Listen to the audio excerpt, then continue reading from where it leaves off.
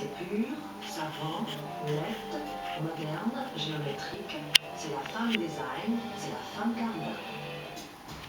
Pierre Desproges est mort hier soir, il avait 49 ans. Le porte-drapeau de l'humour du deuxième degré est parti sans prévenir, mais il laisse derrière lui des réflexions savoureuses sur la vie, sur la mort, sur la politique. C'était probablement l'artiste le plus insolent que nous ayons en France, plus insolent que Coluche à mon avis, même si son insolence était plus fine, plus travaillée, plus littéraire. J'ai beaucoup écrit sur le cancer, j'ai beaucoup ri sur le cancer. J'ai écrit ça au moment où quelqu'un qui m'était fâché à la mort d'un cancer. Ça peut paraître paradoxal, mais je ne crois pas. Conformément à ses vœux, son attaché de presse a eu à communiquer ainsi libéré ce matin. Pierre Desproges est mort d'un cancer. Étonnant, non?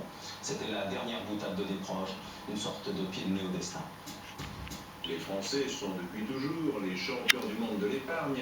Ils thésaurisent, comme disent les économistes, c'est-à-dire qu'ils placent leur argent dans des achats d'or, par exemple, dont la valeur suit les fluctuations d'un marché mouvant. Pour l'instant, en France, le cours de l'or ne bouge guère, mais il se pourrait qu'une décision prise lors du dernier conseil restreint fasse grimper le Napoléon. Les Napoléons, en effet, ne seront pas soumis à la taxation des plus-values, c'est-à-dire qu'ils ne supporteront pas la taxe de 4% qui frappera toutes les autres ventes d'or. Pénètre-t-on dans une centrale nucléaire comme dans un moulin? Le rapport Doucet est formel. La surveillance des centrales est insuffisante. Pour preuve, quelques hommes d'EDF ont été recrutés pour tenter clandestinement de s'approcher le plus possible des postes stratégiques d'une centrale.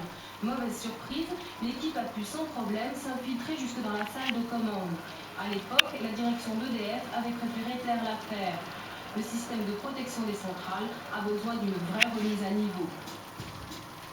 44 ans, 40 films, une des plus grosses fortunes d'Hollywood, c'est Jerry Lewis, l'homme aux 100 000 gangs. Ce roi du rire, propriétaire de 3000 salles de cinéma, est avant tout